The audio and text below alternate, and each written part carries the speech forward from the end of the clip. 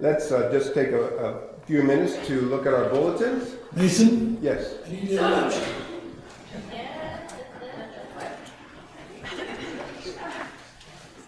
They gave me a microphone today because I can't talk as loud as I used to.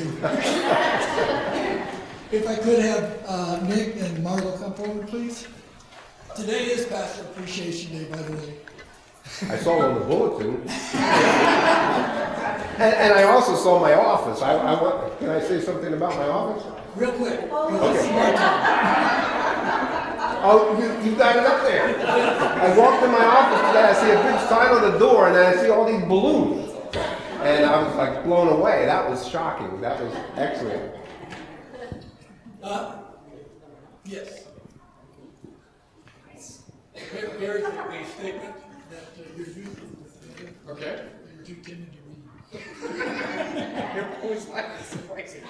Time and again, you are a wonderful youth pastor. Keep up the good work you're doing. We're happy for you. That's it. Our lovely God is always upon you to guide you and show you mighty things. He led you to our church, and we feel privileged having you here, as we are grateful that you are here with us to teach us the Word of God. We are happy having you as our youth pastor, and we thank you for your ministry. Your guidance and your care to us we appreciate always. You always inspire, and you know when you speak the caring word, you understand our feelings, and we are very grateful. Every member of this church is praying for you and are thankful for our youth pastor. We thank you for your ministry. We thank you for your guidance. We are grateful that you are here with us. We appreciate the good work you are doing. May God bless you always, your youth group.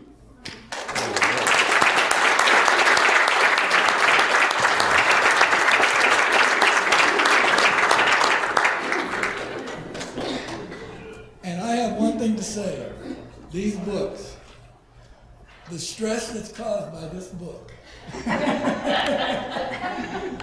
this should be the third most important book in your library, right after the Bible, Of course. and your wedding photo album. That's how important this is. Okay? Kelly, please. Thank you. You too. Wow.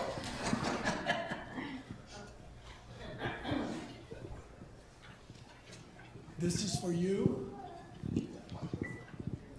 Wow. I love those windmills. Or flowers, whatever they are. They're going to be in your pocket in a little while. Oh, and by the way, the balloons that are in his office, every one of them has a note in there. It's either a note signed by somebody in this congregation or a note signed by the Treasury Secretary. All right. I'm going to have to get right in there.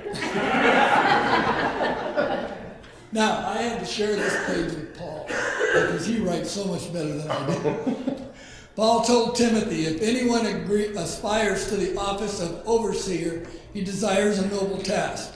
Therefore, an overseer must be above reproach, the husband of one wife, sober-minded, self-controlled, respectable, hospitable, able to teach, not a drunkard, not violent, but gentle, not quarrelsome, not a lover of money. So you can give that to me.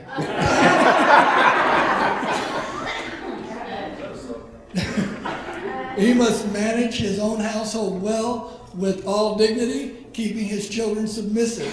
For if someone does not know how to manage his own household, how will he care for God's church? That's what Paul told Timothy the qualifications for an overseer were. These are the qualifications that Timothy was to use to correctly choose pastors or bishops to watch over the early church. Today, these qualities are hard to find in a man. We have found one who fits not only Paul's requirements for the early church, but the requirements for today's church body with its unique challenges. Mason meets and exceeds on all counts as a teacher. He excels. Even though I don't get to sit in his class, I know that he excels.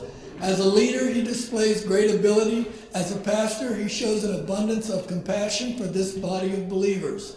As an evangelist, He demonstrates courage in his willingness to share the gospel and lead people to a right relationship with Christ. And even with all those characteristics, there is one more that's just as important. As a friend, he shares your pain and your joy. We are truly blessed to call him pastor, but more than blessed as a body to call him friend.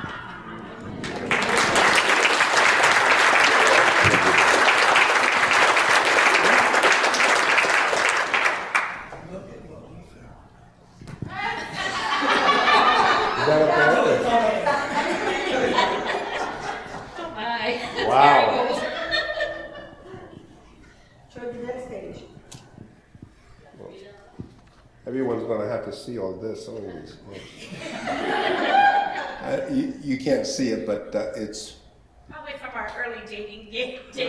I had a mustache and long hair. I had hair. It's just- And I was skinny. So yeah, that's the first Great page. days. That's great. That's great. I love it. Yeah, thank you so much. Thank you. Hey, thank you, guys. Appreciate it a lot.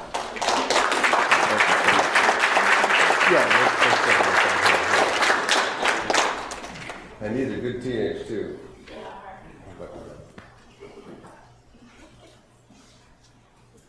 Oh, I don't need that mic. You can carry on now. Turn me on. Hey. Wow, that's amazing. That is absolutely amazing. From the door to my office, the balloons, and then this, and the book, and I'm just blown away. And you always tend to do that because of your love for me and Kelly and my family. And I tell everyone there's no greater church than this.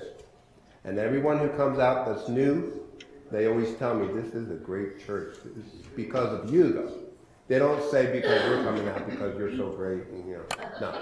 They say it because the church is so friendly and loving and genuine. And it's because of you, and I really mean that. I'm not trying to be a humble guy here. I'm just telling you that that's a fact, and I believe it with everything in me. This church is built on you, and I'm just very privileged and honored to be your pastor. And God placed me here, and that just blows me away too. That God has really blessed my life and my family to be your pastor, and I'll just be here as long as you'll have me. So thank you very much. I appreciate it.